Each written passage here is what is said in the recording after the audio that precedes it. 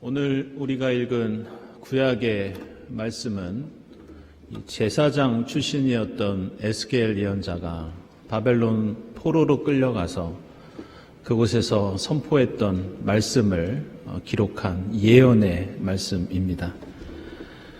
포로로 끌려간 이스라엘 백성들을 향해서 말씀을 선포했기 때문에 이 에스겔서는 왜 이스라엘 백성들이 나라가 망해서 이렇게 포로 신세가 될 수밖에 없었는지 그런 심판의 메시지가 나오고, 또 다른 한편으로는 어떻게 앞으로 회복되고 구원받을 수 있는지, 또한 구원의 메시지가 함께 이 에스겔서에 나오고 있습니다.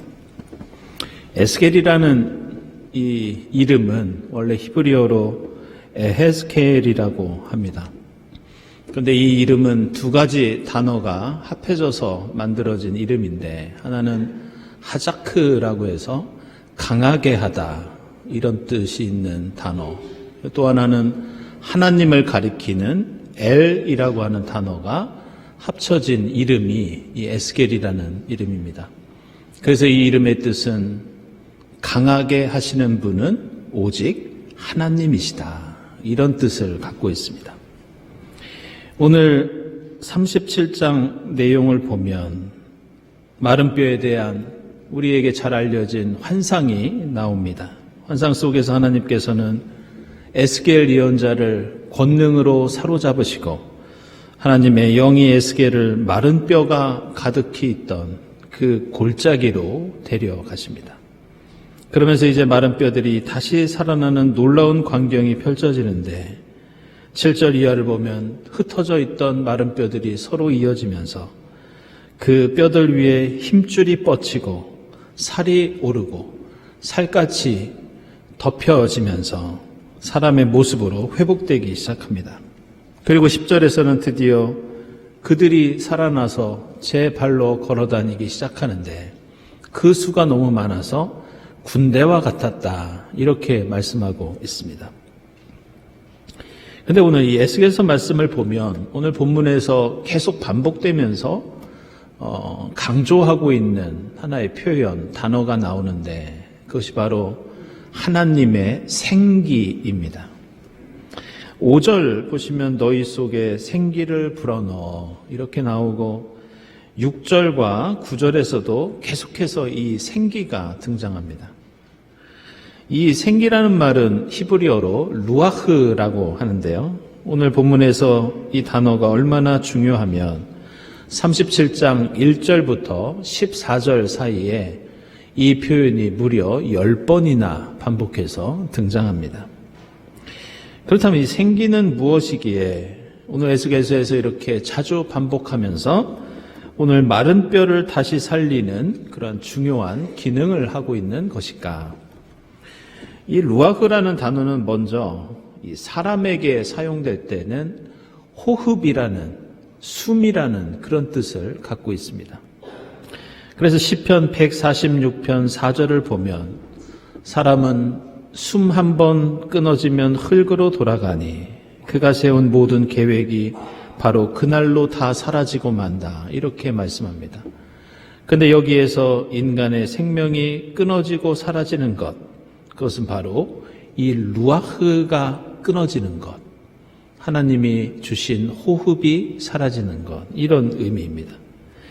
예레미야서 10장 14절에도 보면 우상들 속에는 생명이 없다고 그렇게 예레미야가 말을 할 때, 생명이 없는 것은 루아흐가 없는 것, 생기가 사라진 것, 바로 그런 뜻이라고 나옵니다.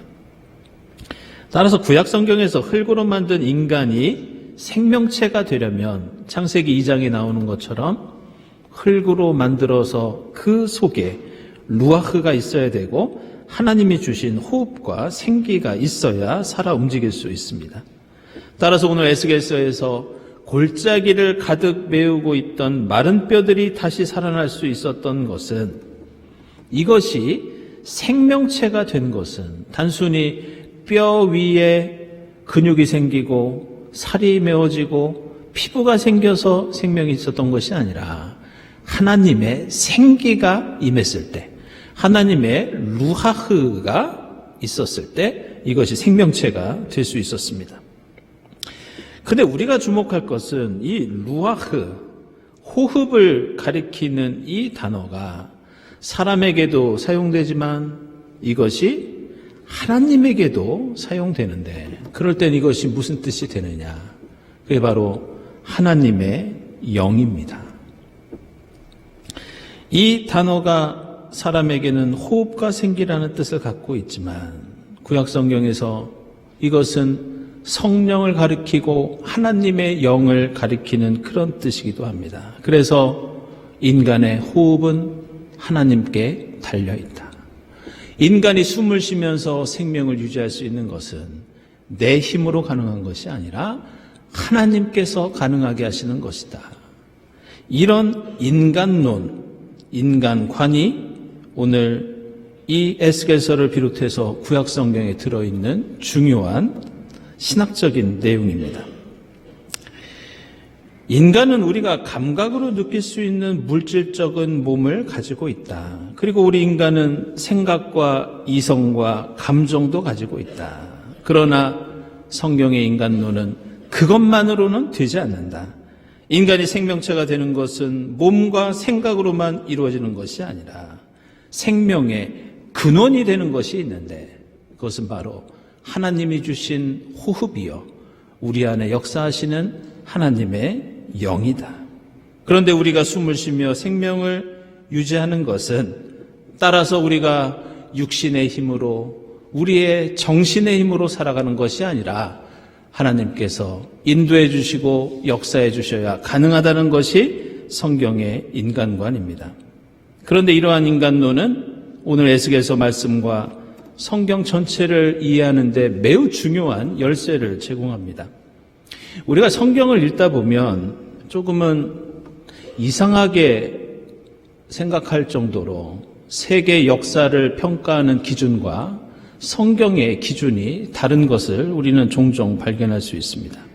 예를 들면 이스라엘 역사 속에는 세계 역사의 기준에서 보면 많은 업적을 남긴 훌륭한 왕들이 여럿 있었습니다.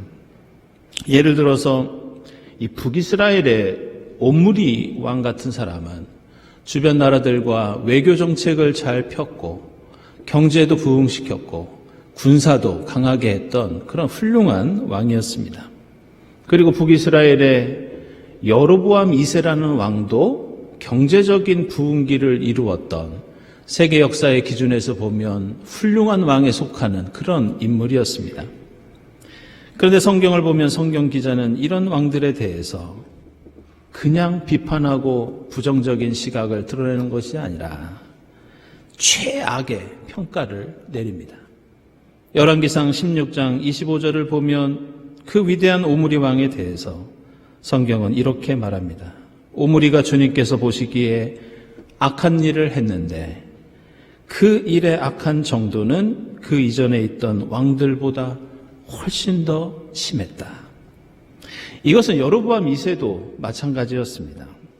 한 나라의 지도자를 평가하는 기준이 정치, 경제, 사회, 문화, 외교, 군사라면 이 왕은 훌륭한 왕인데, 그런데 성경은 이 여로보암 2세를 향해서 아모스, 호세아, 미가 같은 예언자들이 등장해서 신랄한 비판과 심판을 선언합니다. 그렇다면 왜 성경 기자는 세계 역사를 기록하는 기준과 완전히 다른 관점을 가지고 있는 것일까? 그것은 바로 성경이 말씀하고 있는 인간이란 무엇인가?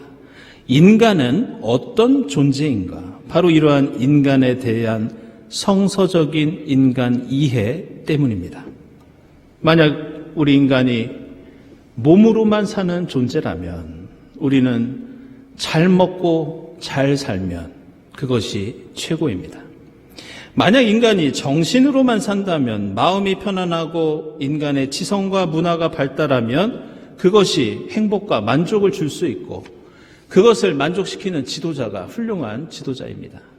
그러나 성경은 결코 그렇게 말씀하지 않습니다. 인간이 인간으로 살 수 있는 것은 바로 하나님의 루아흐, 하나님의 생기, 하나님의 영 때문이라고 말씀합니다. 따라서 우리가 인간답게 살려면 내가 체력과 정신력으로 사는 것이 아니라 하나님의 생기와 그 영의 힘으로 살아야 합니다. 우리 인간과 함께 하시고 역사하시는 하나님의 말씀을 지키고 그의 뜻과 영광을 위해서 살아야 합니다. 오므리 왕과 여로보암 2세 왕은 육신으로는, 정신으로는 훌륭했지만 그 영이 하나님과의 관계가 바르지 못했기 때문에 하나님은 최악의 인물이라고 평가하고 있습니다. 따라서 오늘 에스겔서 본문에서 골짜기에 가득 찬 마른 뼈들은 바로 하나님을 저버리고 몸과 이성만을 위해서 살아갔던 이스라엘 백성들을 가리키는 하나의 상징이었습니다. 그들은 하나님 없이도 살 수 있다고 교만에 빠져 살다가 바벨론에 포로로 끌려와서 살면서 골짜기를 가득 메운 마른 뼈처럼 되었다는 것이 오늘 에스겔서의 가르침입니다.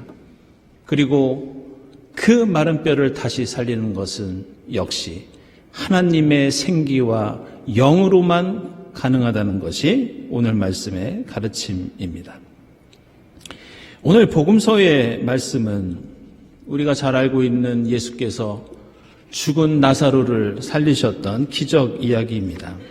그런데 오늘 나사로를 살리신 이 이야기 속에는 우리가 읽었던 본문 말고 그 사이에 이런 대목이 나옵니다. 요한복음서 11장 38절을 보면 나사로가 죽었다는 소식을 예수께서 들으시고 비통하게 여기시면서 이제 나사로의 시신이 있는 무덤으로 향하십니다. 죽은 나사로를 살리셔서 무덤 밖으로 나오게 하시려고 하자 그때 나사로의 누이인 마르다가 예수께 이런 말씀을 드립니다. 주님, 나사로가 죽은 지가 나흘이나 되어서 벌써 냄새가 납니다. 이것은 한마디로 이제 나사로는 인간으로서의 삶이 끝났다는 그런 뜻입니다. 그 육신이 이미 죽어서 썩기 시작했기 때문에 더 이상 회생이 불가능한 것 아니냐는 그러한 말이었습니다. 그러나 예수께서는 그 자리에서 마르다가 생각하는 인간의 생명, 그리고 예수가 생각하는 인간의 생명 사이에 근본적인 차이가 있다는 것을 보여주십니다. 마르다는 인간의 삶과 죽음을 가르는 것은 그 육신이 살아 움직여야 한다는 것이었고, 지금 나사로는 심장이 먹고 몸이 썩고 있기 때문에 이 땅에서의 삶은 끝이 났다고 말합니다. 그러나 예수의 생각은 달랐습니다. 예수는 마르다의 이 말을 들으시고 내가 믿기만 하면 하나님의 영광을 보게 될 것이다 하시면서 생명과 삶을 가능하게 하는 그 기준은 인간의 육신이 아니라 바로 하나님께 있다는 것을 밝히 드러내 주십니다. 그래서 예수께서 하나님께 기도를 드리셨을 때 하나님께서는 나사로를 다시 생명의 기운이 도는 몸, 다시 호흡을 하고 무덤 밖으로 걸어 나오는 새로운 몸으로 살려내십니다. 때로 우리는 교회의 역사를 돌아다 보면서 이해가 되지 않을 때가 종종 있습니다. 왜 초대교회 그리스도인들은 그토록 무모하게 살았는가? 예수를 믿으면 박해를 당하고 심지어 하나밖에 없는 생명을 잃을 때도 있는데 왜 그들은 그 죽음을 두려워하지 않고 죽음을 불사하면서 복음을 전했고 믿음을 지켰는가? 그것은 그들이 예수를 믿으면서 이전부터 가지고 있던 인간관, 인간론이 완전히 달라졌기 때문입니다.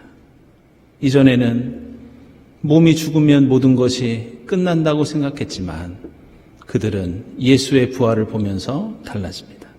초대교회 그리스도인들은 나사로가 죽었다가 살아난 이야기를 들었고 예수의 부활 사건을 전하는 수많은 증언을 들었습니다. 무엇보다 그들은 성령의 역사를 통해서 우리 인간이 육체와 정신으로만 사는 존재가 아니라 내 안에 역사하시는 하나님의 영에 의해서 살아간다는 것을 강하게 체험했습니다. 그래서 그들은 더 이상 육신의 일에 매여 살지 않게 되었고, 오늘 사도 바울이 로마서에서 말씀하는 것처럼 성령의 인도하심에 순종하고 따르면서 고난 가운데에도, 심지어 죽음 가운데에도 생명의 충만함을 경험하며 살 수 있었습니다. 사랑하는 여러분, 사순절을 우리가 보내면서 예수께서 고난당하시고 십자가에서 죽으신 것은 우리에게 어떤 의미를 던져주고 있습니까?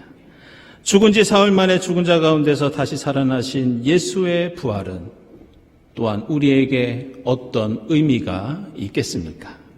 그것은 우리가 살든지 죽든지 하나님 없이는 살아도 죽은 것이 될 수 있고, 하나님이 함께 하시면 죽어도 산 것이 될 수 있다는 그 뜻이 예수의 십자가 죽음과 부활 속에 담겨 있습니다. 따라서 우리가 사는 것도 죽는 것도 삶과 죽음의 기준은 내 몸이 살아있느냐가 아니라 내가 하나님 안에 있고 하나님이 우리와 함께 하시느냐, 바로 이것이 우리 그리스도인들의 삶과 죽음의 기준입니다. 예수께서는 평생 십자가와 부활을 향해서 나아가셨지만, 예수께서 중요하게 생각하시는 것은 단순히 죽는 것과 부활하는 것만이 아니었습니다. 단순히 그게 중요했다면 예수는 공생애에 나오시자마자 바로 십자가에서 죽으셨고 바로 부활하셨을 겁니다. 예수에게 더 중요했던 것은 살든지 죽든지 예수의 삶의 주인이 누구였느냐, 이것이 더 중요했습니다. 그래서 예수는 자기 힘으로 죽고 자기 힘으로 산 것이 아니라 예수를 죽게 하고 살리신 것은 오직 하나님이셨고, 따라서 복음서에서 예수의 십자가 죽음과 부활을 이야기할 때는 능동태를 쓰지 않고 수동태를 쓰고 있습니다. 그 주어가 예수가 아니라 하나님의 영이 주어가 되고 하나님의 역사하심이 주어가 되는 것을 볼 수 있습니다. 사랑하는 여러분, 이 사순절 여러분의 삶의 주어를 여러분이 아니라 하나님으로 바꾸는 결단이 있기를 바랍니다. 이 사순절 여러분의 삶의 목적을 육신의 일이 아니라 하나님의 영광으로 바꿀 수 있기를 바랍니다. 그럴 때 에헤즈케엘, 우리를 살리시고 강하게 하시는 그 하나님께서 우리에게 하나님의 영을 부어주셔서 부활의 새 생명과 힘으로 충만케 하실 줄 믿습니다. 기도하겠습니다. 하나님, 예수께서 고난당하시고 죽으신 이 사순절을 보내면서 예수께서 다시 사신 부활을 기다리고 소망하면서 저희가 하나님의 생기, 하나님의 영으로 사는 존재임을 믿고 깨닫고 고백할 수 있도록 인도해 주시옵소서. 마른 뼈 같은 저희 삶에 주의 성령을 부어주셔서 주님의 생명이 가득한 삶이 될 수 있도록 역사해 주시옵소서. 예수 그리스도의 이름으로 기도드리옵나이다. 아멘.